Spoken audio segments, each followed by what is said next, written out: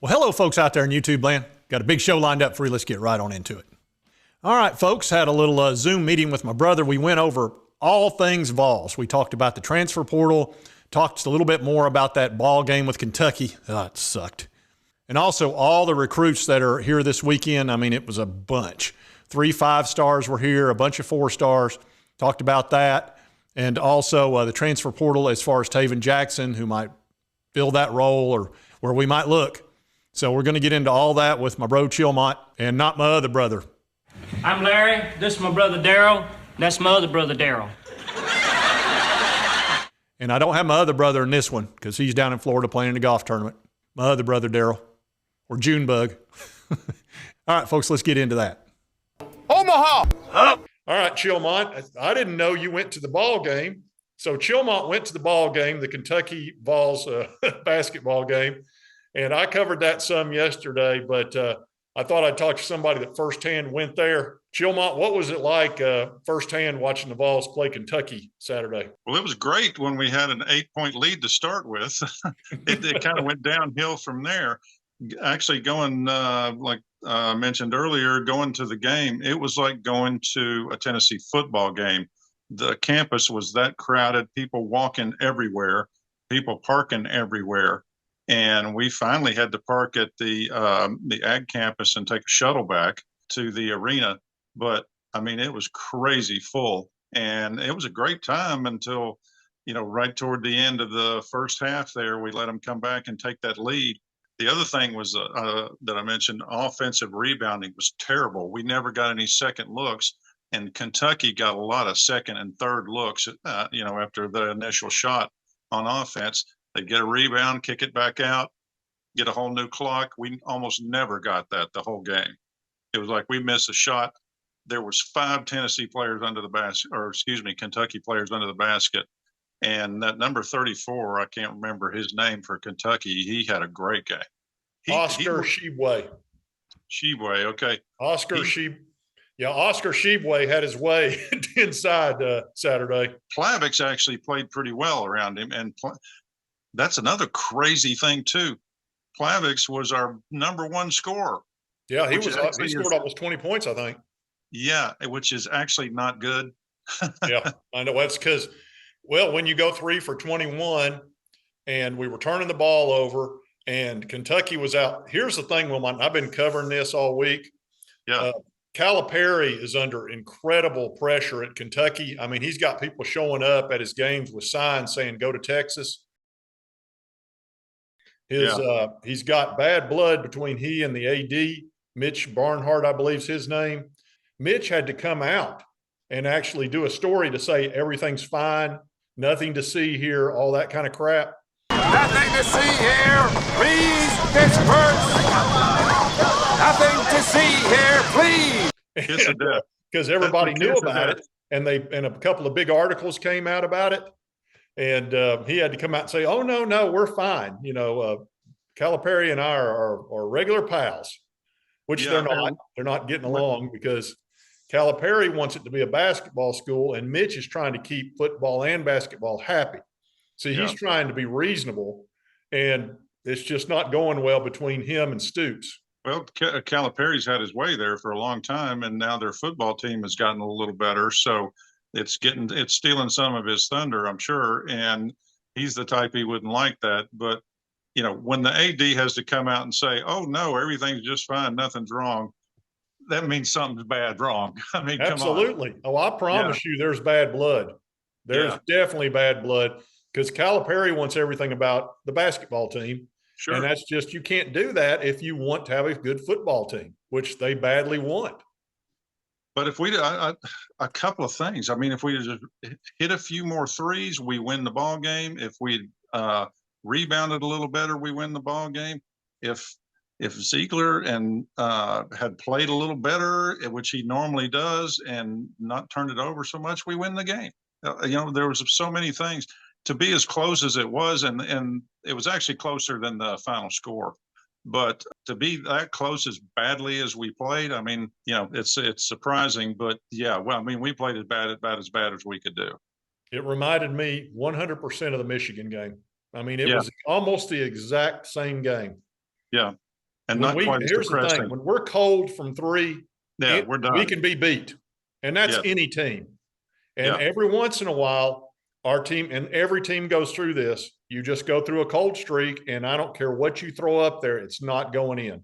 Now, the other thing was, with the exception of that number 34, our defense played great again, like they always do. I Yep. mean, that's the thing. Our defense is really what keeps us in games, even when we're cold. You know, and if we get cold for one half and then pick it up the second half, that's one thing. But to be cold a whole game, that's bad. And Yeah, that's what we were it was Saturday. rough to watch. And the problem you get into with Vescovi's a fine 3-point shooter. The problem is they put their fastest players on him and Yeah. try to just glue to him, and he can't create his own shot Now, by himself, you know, and they put the quickest guy on him. So that it's more, that's what Michigan did to us. They put their quickest guy on him.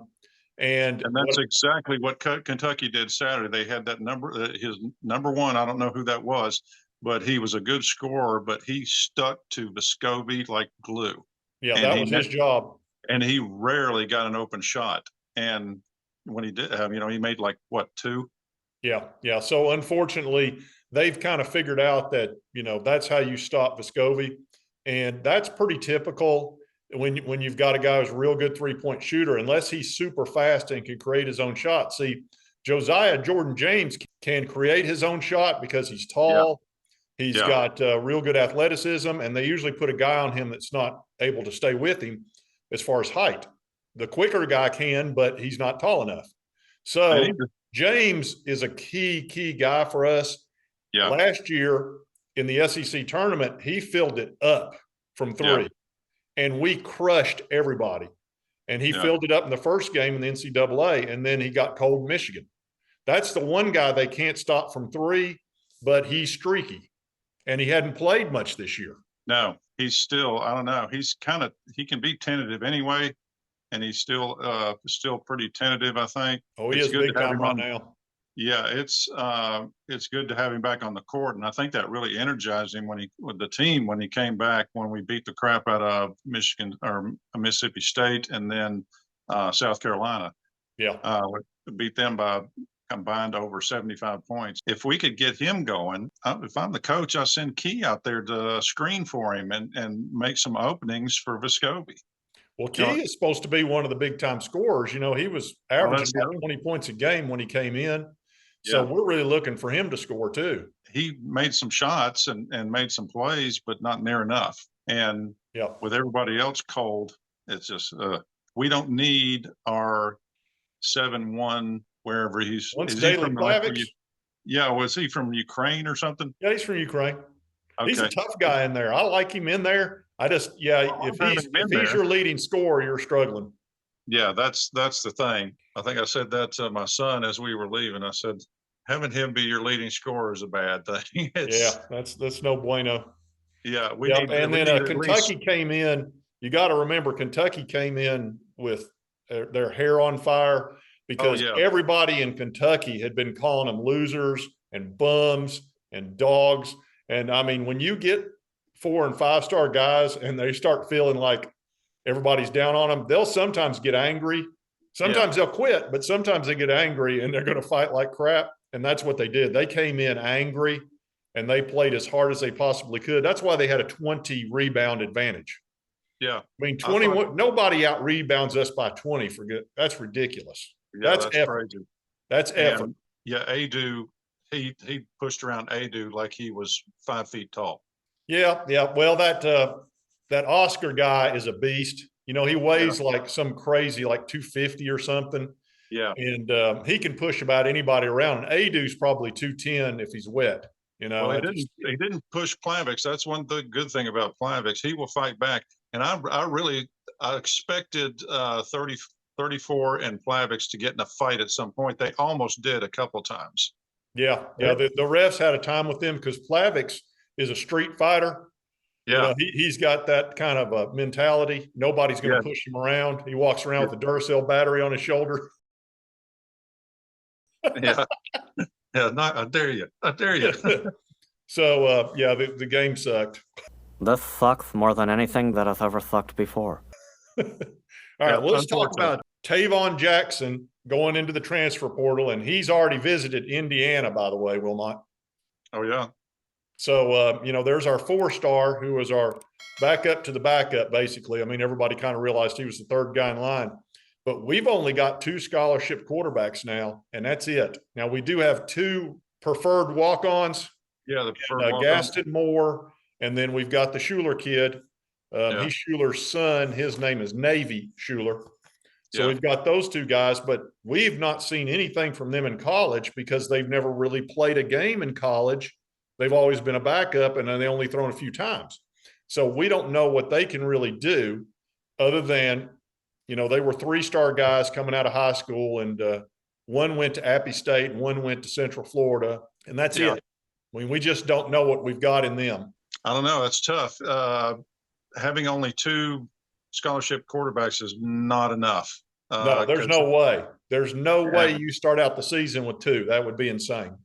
Because look how the season ended up last year. We had him for most of the year, thank goodness, but we ended up losing Hooker and Milton. Hopefully, I don't want to jinx it, but a guy can go down at any time, and you just never know. And you've got to be prepared for that, and especially in the SEC, because quarterback's everything. Oh yeah, and like I said, if he got a sprained ankle, now you're down to Nico, and after that, it's all preferred walk-ons. That's not gonna work. So Josh Heupel won't allow that. He'll get a 3rd guy, but the problem is, how do you sell that position to a guy that's a quality quarterback? Oh, come on in here. There's 2 guys ahead of you. You're a 5th or 6th year senior. You got 1 year left. Come on in, though. I don't know. That's a tight rope to walk. If you get pick up a solid transfer guy, but maybe not a star, that might be the way to go. Or pick up from a smaller school, a good player from a smaller school who wants to get to D1 and maybe get some NIL money, which you can still get even for a backup quarterback. You can still get NIL money. Yeah, that's what they'll have to pay him. That's what they're going to have to bring a guy in, a quality guy in that is probably going to want to get into coaching and say, look, we'll get you some NIL money, and you're probably not going to get to play unless there's 2 injuries. This will be good experience for you because you're probably not going to get to play if you go to another big school anyway, and you want to be at a big school. Here it is. Yeah, here it is. And here's, a couple $1,000s a month NIL or whatever, or 10,000 or 20 grand or whatever, or more than that. I don't know what a backup quarterback is going for in the NIL. I would say, I've not kept up with that, but I would say you'd probably have to throw at least 50 grand. Yeah, maybe at a kid, maybe 100. I don't know. For the season to get them to come. But that would not be that big a deal, and it'd be well worth it. Yeah, they'll do something. They will get a 3rd guy. Yeah, they're going to have to find somebody and dangle some money. Yeah, I'd say that's how they'll roll. Now let's talk about all these 5-stars and 4-stars that are over at the University of Tennessee visiting this weekend. They'll be leaving probably tomorrow. Most of them have been here a couple times. Yeah. And they love the atmosphere. They interviewed them. I've watched a bunch of interviews with them. Yeah, I saw that. They had a ball. They loved it.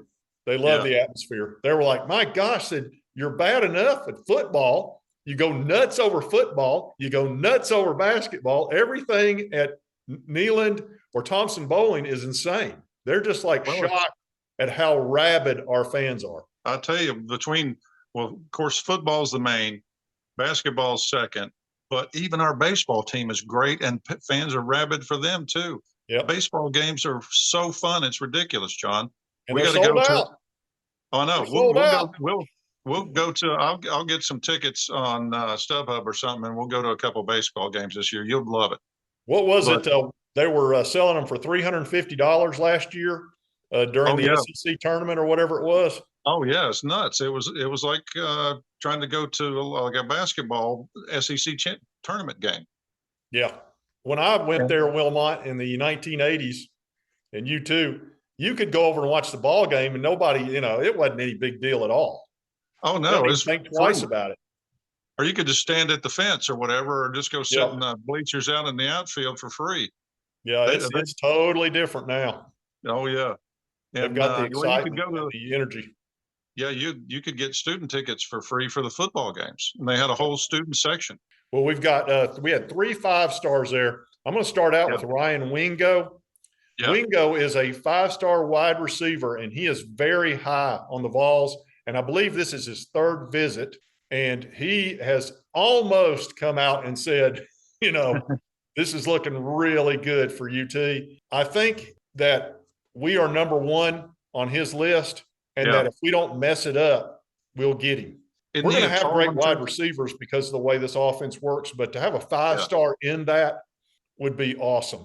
Well, I think in the just a 5-star wide receiver would be killer. I think Heupel and company are becoming like the quarterback whisperers now in college football. I think everybody sees what he's done with, and even more so, of course, with Hooker, who's been fantastic. He's been almost a generational quarterback.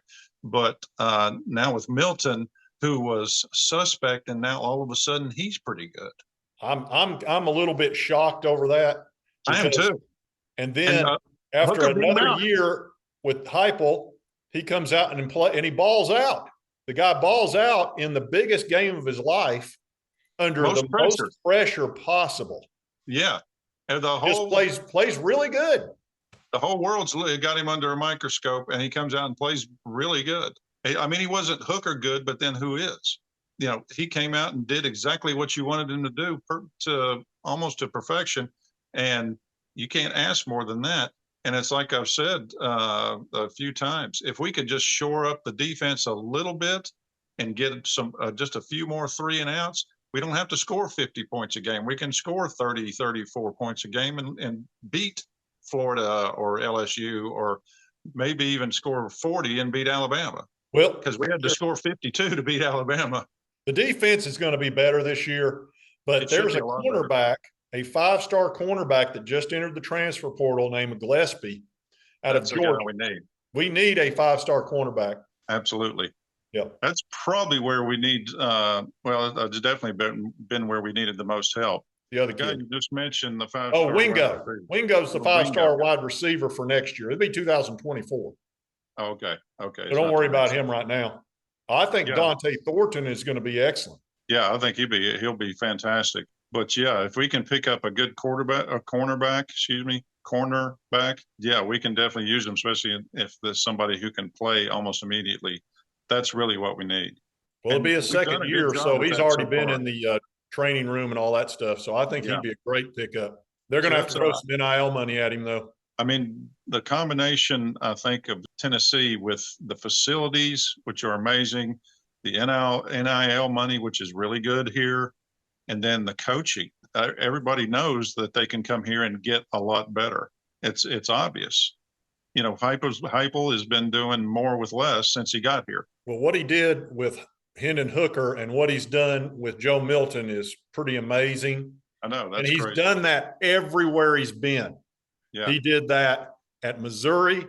He did it at UCF, and he's done it here. If I'm a quarterback, that's the guy you want to absolutely work with you, because he's going to bring out he's Top Gun. This is Top Gun. Knoxville is now Miramar, and he is Top Gun. The elite, best of the best. We'll make it better. He is. He might be Maverick. Yeah, I mean, you want to go with Joe Schmo, or you want to come learn from Maverick? Yeah, Maverick, please. Yeah, we'll make you better. Yeah, this is the best of the best. We'll make you better. Yeah, that was. I think that's what it is. I think Knoxville is Miramar for wide receivers and quarterbacks. Yeah, we're Top Gun for offense. I think that's right. Who could argue? It's pretty obvious. So I like that. May be my new thing. I may have to call him Miramar. All right. Now we've got another 5-star there. That's a defensive lineman. His name's Williams Numari or Numari. It's Nwaneri. He's 6'5", 245. He's out of Missouri, number 17 player in the country. Now we just got Chandavian Bradley, who was the number 1 player out of Missouri, almost a 5-star. This kid's about the same. And he's pretty high on the Vols. Now, I don't think we're number 1 like we are with Wingo, But Yeah. that would be a great pickup for us. Big time edge rusher. We need depth on the edge. If we can keep pressure on their quarterback at all times, we'll be a totally different defense, and that will help our defensive backfield a ton. The other guy we've got coming in is Mike Matthews, and he's a guy that he's the #1 athlete in the country. He's out of Georgia. Yeah. He's 6'2", 180, and he could play wide receiver. I mean, I've seen him make some one-handed catches that are crazy, but he could also play in the secondary. So he's there, and he's pretty high on the Vols. Again, I don't know that he's #1. He's one of those typical players that go to Georgia and just they're a nightmare. And that would be really nice for us to get one of those guys instead of them getting every single one of them. All right, now we've also got some Tennessee guys in town. We've got Boo Carter, which is a 4-star athlete out of Chattanooga, and he's real high on the Vols, and I'm thinking we're going to get that guy, and a lot of people like him.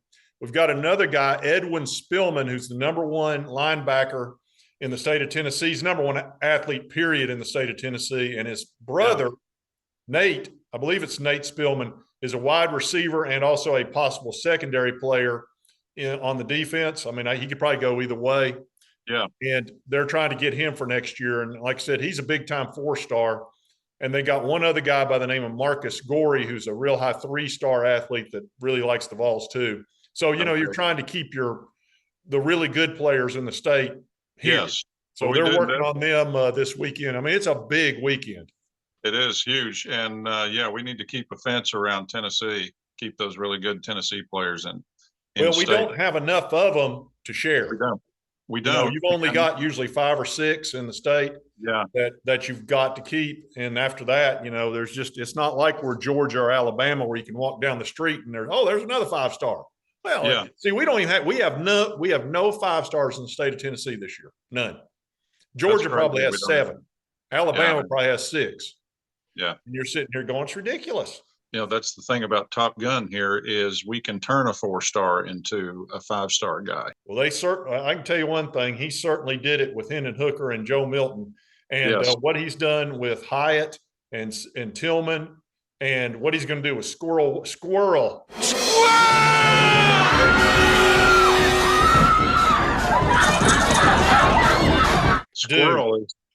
is going to be I said it from day one. I watched his high school clips. I put a video on it. I was like, this guy is going to be an absolute nightmare to deal with. He is so fast. It's ridiculous. And he's small, so you can't keep up with him. Yeah, just watch Miami, Tariq Hill. Oh, those 5'9" guys that run 4.3 40. There's nothing worse. That's who he is. He's the college version of Hill. He had a field day in the Orange Bowl. Really, he hasn't shown a lot because we had, Hyatt and we had, the other guy, the 5-star guy, and then Brew McCoy, who were kind of ahead of him and were really good. It was a thing. So we didn't use Squirrel as much as we probably should have, but all of a sudden those guys are gone and he steps up and doesn't miss a beat. I think Squirrel is why probably Callaway and Holiday transferred. I think they saw that he was going to get all the reps. And they're like, they're just, and hopefully they go and have a good career somewhere else. And that's fine. Like I said, I kind of like the transfer portal in that a lot of these guys that are quality athletes are going to get on the field now. And that business of sitting on the bench for 3 years, that's just crap. Well, those days are over. Those days are long, long gone.